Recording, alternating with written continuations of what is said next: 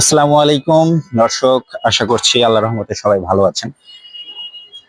বর্তমানে ইসরায়েল এবং ফিলিস্তিন ইস্যুতে মুসলমানরা একটি বিষয় বারবার করে যাচ্ছে, সেটা হচ্ছে ইমাম মেহেদী কবে আসবে।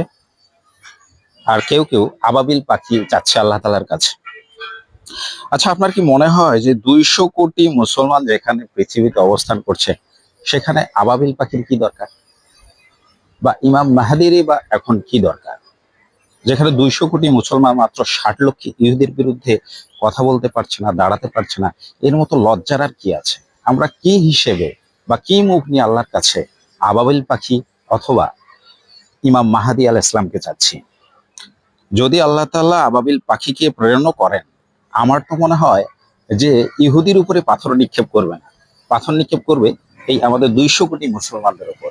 আমাদের লজ্জা থাকা উচিত। ধন্যবাদ, ভালো থাকুন।